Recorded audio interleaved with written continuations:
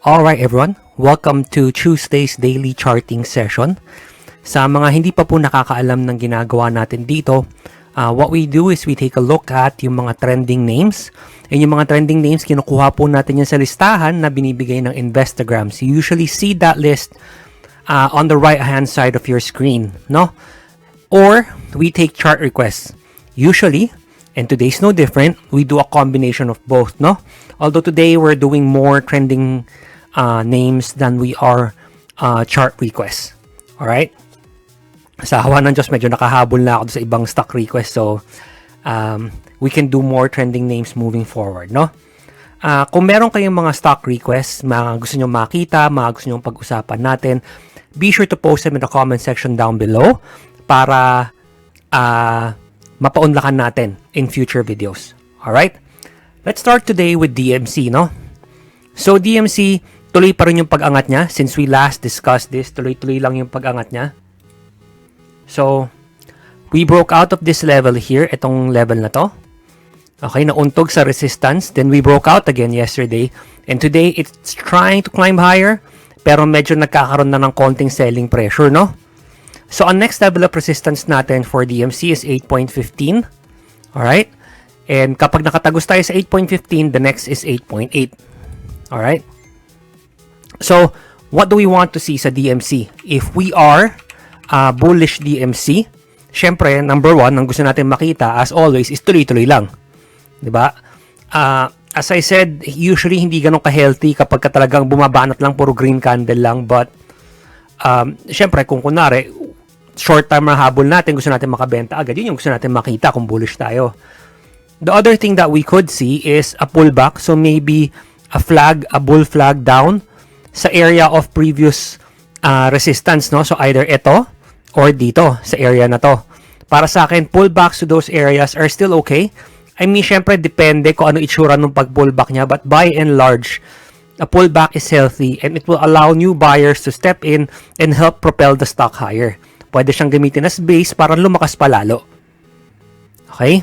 So, yun yung isa sa mga tinitingnan natin. Ang bearish naman, ang ayaw nating makita sa DMC, same as before, is if we start trading below this low. So, kung mag-break to, okay, all the way down, kainin yung move up na to, then we start trading below this low, come back, retest it from underneath, mag-fail, tumuloy, ma-break tong 6.33, then odds are we go back to mga 6 na area na. 6, 5.9, something like that.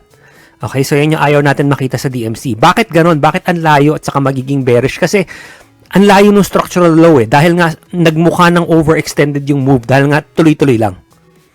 Okay, yun yung downside ng mga ganitong klaseng move. It's hard to move your stop unless you arbitrarily do so. Arbitrarily meaning walang technical reason yung pag-angat mo, pure fear or pure greed lang. Which is something I try to avoid doing, no? But that's just me. Next, let's try to look at C. So, C was a requested chart. Okay na rin kasi we looked at this a couple of weeks ago, if I'm not mistaken, no? So, what's happened to C since then? We broken down, tuloy-tuloy lang.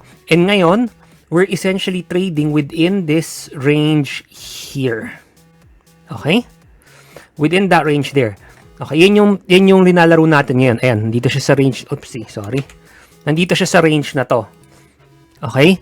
Until we break to the upside or break to the downside, my personal expectation is possible siyang i-range trade moving forward. But again, it all depends on how it actually approaches tong support. As is, okay, zoom in lang natin, as is yung ganito na medyo lackluster, parang mas mahirap siyang i-range trade. Okay, bakit? So just let me delete these. Para malinis tayo, no? Mas mahirap siya i-range trade. Bakit? Kasi yung mga ganitong iniiwan niya, yung mga wick dito, wick dyan, parang nag-a-act siya as parang mini support or mini resistance So, let's say na bumaba siya rito, mag-hit, mag-react yung support, tumama, then you're banking on the fact na gusto mong i-trade from here papunta dito, di ba? Kaso, pinahirapan ka na ng structure kasi may konting untog dito, may konting untog dyan. So, hindi mo exactly masabi na dediretso yan dito just because I had the previous range drawn out. you still have to worry about yung mga minor support and resistance levels that formed along the way. So, lalo na kapag dahan-daan tong gumaganyan, isa pang step, tas saka siya bumaba dito, then parang pakitid lang ng pakitid yung mga minor support resistance levels along the way. So, hihirap lang siya ng hihirap. I am not saying na hindi mo siya matitrade ng range. I am just saying it's not gonna be as clear or it's not gonna be as it's easy is not the word. It's not gonna be as fluid. Okay? If that makes sense. So if you're if you're waiting to see a bullish move sa C right now, so meron tayong parang trend line around here, no? Something like this. So at the very least, I want price to start breaking above this trend line and start holding above 2.4. Pagka ganon, we can say na, uy, parang may nangyayaring iba. Nagkakaroon ng structural shift, nagkakaroon ng changes. Okay? Bakit nagkakaroon ng changes? Kasi, for one thing, kapag nangyari yun, possible na mag-form tayo ng inverted head and shoulders dito. Like so. Diba? So, pagka ganon, then we're giving it room. Diba? Parang bumabalik tayo dito sa area na to na mas may space para gumalaw yung price overall.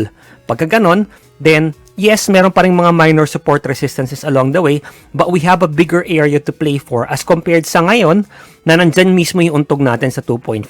Tapos marami pa nga na yung mga minor support resistances na nandyan. So, personally, I wouldn't try to, catch the falling knife here. I would wait for some type of confirmation like we discussed. If this breaks below 1.91, then this is just gonna, go much worse, no? Wag naman sana. Alam ko marami pang naipit tong C, so wag naman sana mangyari yon. Alright? Next, let's take a quick look at dito since nasa C na tayo. So dito, since we last discussed it, ayun nga, nung last na nag-usap tayo about this, price was hovering around here. Support was holding. In this candle, price broke down and actually closed below support. Tapos today, nagkaroon na ng follow-through with this candle here. Okay? So, pag gano'n, ang expectation natin would be either price could just come down, test support here, then we can see what happens from there, or it might try to move back up, see if this will hold. If it does, then we push down, and again, test support, see what support will do. Okay? Again, I probably wouldn't encourage na sumalo agad at support yung parang iiwan ka lang na limit order, may support, hope na mag-hold, and so on, no? Parang sobrang bearish kasi talaga nung trend overall. Okay? So, if mabasag pa natin yung 6.6, then we push much lower, no?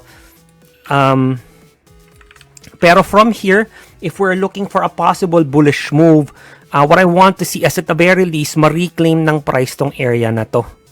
Then maybe consolidate here below 8.4, 8.5. Then we get a breakout from there. Tapos tignan natin kung mag-hold kasi ito na yung magiging bagong playable range. Alright? So again, if we break below 6.6, medyo delikado na talaga. No? I mean, as is, hindi na nga siya maganda. Tapos papangit pa lalo. So wag naman sana. Alright? So guys, paalala lang ulit, if you guys like these videos, if you find them helpful or educational or entertaining, I would really appreciate it if you give this video a like and consider subscribing to my channel. Okay, it's one of the few ways kasi for me to determine kung talaga nga bang nakakatulong tong ginagawa natin. And yun naman kasi talaga yung goal. I mean, yes, gusto ko magturo, but I want to ensure din na yung pagtuturo ko nakakatulong at na alam mo yun, at least naiengganyo kayo. Natutuwa kayo. Alright? So moving on, let's take a look at tech. So tech, we have come back and we have stayed within yung white zone dito sa baba. We've discussed this before. You can check previous videos, no? So right now, there's really not much to say about tech. Yes, nandun siya sa trending names list, but essentially, price is stuck here. Naka-range lang tayo. It's in no man's land. Kumbaga. Okay, so para kung masabi na kahit papano may nagbago, at least mabasag man lang niya to. 4.5 na area. Kung mabasag niya yung 4.5, then maybe we can say na, okay, maybe bumalik siya dito sa trading range na to. Pag bumalik siya sa trading range na to, then it's gonna look slightly more bullish than bearish kasi ngayon talagang despite this candle, despite yung nasa trending names or whatever, talagang wala eh. Ang expectation pa rin is it's gonna break itong white zone and come down into the lower white zone down here. At least ako, yun pa rin yung expectation ko. I'm not saying I'm right, I'm just saying na yun yung probability. Dahil nga, patulak pa rin tayo pababa eh. But if may nagbago, which is yun nga, mabasag tong 4.5 and beyond, then maybe, yun yung simula na pwede na siyang maging mas bullish. And then we can wait and see kung mabasag yung 4.88, bagong trading range ulit, then 5.3, and so on. If however, tumuloy-tuloy lang to, mabasag niya pati itong 3.47, wala na. Masyado nang mahirap.